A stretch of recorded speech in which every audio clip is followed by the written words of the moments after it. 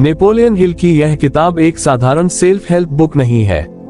यह उस मानसिक मशीन का ब्लूप्रिंट है जो किसी भी सामान्य व्यक्ति को असाधारण परिणाम तक ले जा सकती है। इस किताब में सफलता को किसी रहस्य की तरह नहीं, बल्कि एक संरचना की तरह समझाया गया है। हिल ने 20 साल तक दुनिया के सफल लोगों से बात की, उद्योगपति, वैज्ञानिक, आविष्कारक और नेता, और पाया कि उनकी सोच में कुछ साझा धागे हैं। यही धागे इस किताब का मूल बन गए। कहानी की शुरुआत इच्छा से होती है। हिल कहते हैं कि दुनिया में हर उपलब्धि का पहला बीज इच्छा है, लेकिन यह साधारण इच्छा नहीं, एक तीव्र, साफ, जलती हुई चाहत। जब लक्ष्य धुंधला हो तो प्रयास भी धुंधले ही रहते हैं। इसलिए हिल सलाह देते हैं कि लक्ष्य को इतनी स्पष्टता से लिखो कि दिमाग में उसकी तस्वीर उभर आए। कितनी संपत्ति चाहिए, क्यों चाहिए, कब तक चाहिए, सब कुछ इतना साफ कि दिमाग उसे एक आदेश की तरह स्वीकार कर ले। इच्छा के साथ विश्वास आता है। विश्वास वह मानसिक शक्ति है जो सपनों को वास्तविकता की ओर खींचती है। हिल बताते हैं कि इंसान का दिमाग वही बनना शुरू कर देता है जो वह खुद को रोज कहता है। जब आप अपने लक्ष्य को पूरा हुआ मानकर बोलते हैं, सोचते हैं और महसूस करते हैं, तो धीरे धीरे आपका अवचेतन मन उसी दिशा में काम करने लगता है। विश्वास वह ईंधन है जो इच्छा को गति देता है। इसके बाद आती है आत्म सुझाव की कला। ये वह जगह है जहां शब्द हमारे भविष्य को गढ़ने लगते हैं। हर दिन अपने लक्ष्य को जोर से पढ़ना, अपने दिमाग को उसके बारे में याद दिलाना, ये सब अवचेतन मन के लिए आदेश की तरह होता है। दिमाग एक उगने वाली जमीन है जिसमें वही बढ़ता है जिसे आप बार बार बोते हो। अगर विचार डर के हैं तो परिणाम भी डर जैसा आता है। अगर विचार सफलता के हैं तो दिमाग उसी दिशा में निर्णय और कार्य करना शुरू कर देता है। किताब बताती है कि केवल सोचने से पैसा नहीं आता। ज्ञान जरूरी है, पर ऐसा ज्ञान जो लागू हो सके। सामान्य ज्ञान बादल है, खास ज्ञान बारिश है। हिल कहते हैं कि अपने क्षेत्र का विशेष ज्ञान इकट्ठा करो और उसे एक योजना के साथ जोड़ दो। ये ज्ञान किताबों से भी आ सकता है, अनुभव से भी, और उन लोगों से भी जो पहले से उस क्षेत्र में विशेषज्ञ हैं। कल्पना इस प्रक्रिया का अगला हिस्सा है। दिमाग की यह प्रयोगशाला वह जगह है जहां विचार जन्म लेते हैं, बढ़ते हैं और योजनाओं में बदलते हैं। ये कल्पना ही है जो साधारण अवसर में असाधारण संभावना देखती है। कोई नया तरीका, कोई समाधान, कोई अप्रचलित रास्ता, ये सब कल्पना की ही भट्टी में तैयार होते हैं।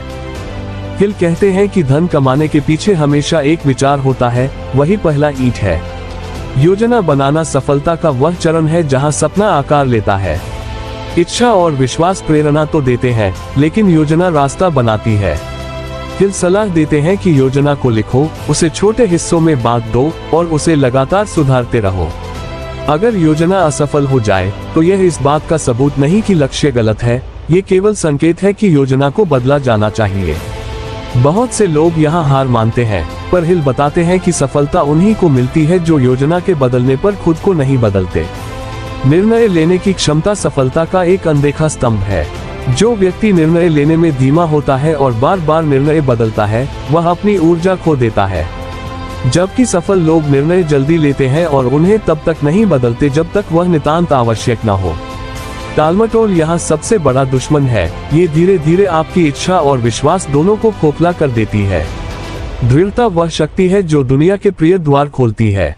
हर बड़ा काम एक ऐसे बिंदु से गुजरता है जहां हार मान लेना आसान लगता है। हिल कहते हैं कि जब इंसान थककर रुकने वाला होता है, अक्सर सफलता उसी मोड़ के बाद खड़ी होती है। दृढ़ता केवल शारीरिक ताकत से नहीं आता, यह इच्छा, विश्वास और स्पष्ट लक्ष्य के मेल से पैदा होता है। किताब में एक बेहद महत्वपूर्ण और अनोखा विचार आता है, मास्टरमाइंड समूह। हिल बताते हैं कि जब दो या अधिक लोग एक लक्ष्य के लिए साथ सोचते हैं तो उनकी मानसिक ऊर्जा एक नए स्तर पर पहुंच जाती है।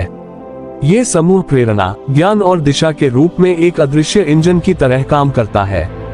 ये वह जगह है जहां विचार तेज होते हैं, कमजोरियां साफ होती हैं और निर्णय मजबूत बनते हैं। इसके बाद हिल एक कम चर्चा में आने वाले सिद्धांत पर ध्यान खींचते हैं, ऊर्जा का रूपांतरण। वे कहते हैं कि मनुष्य के भीतर एक शक्तिशाली जीवन ऊर्जा होती है जिसे अक्सर गलत दिशा मिल जाती है।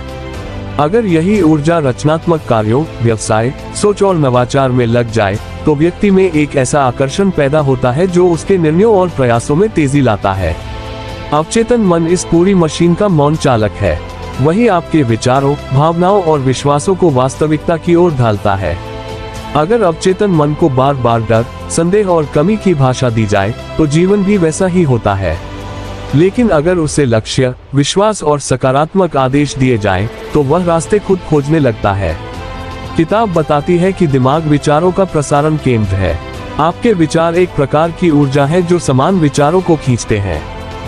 इसलिए आपके सोचने का धन ही आपके अवसरों का धन बन जाता है। एक साफ, शांत और केंद्रित दिमाग अधिक अवसरों को पहचानता है और भ्रमित दिमाग अच्छे मौके भी मिस कर देता है। अंत में हिल छठी इंद्रिय की बात करते हैं, एक ऐसी सामर्थ्य जो अभ्यास और अनुभव के बाद विकसित होती है।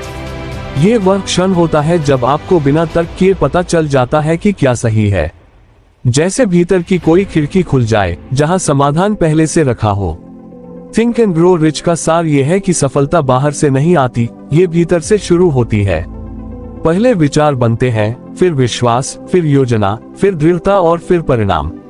जो व्यक्ति अपने मन को साध लेता है, वह दुनिया को साधने की क्षमता पा लेता है।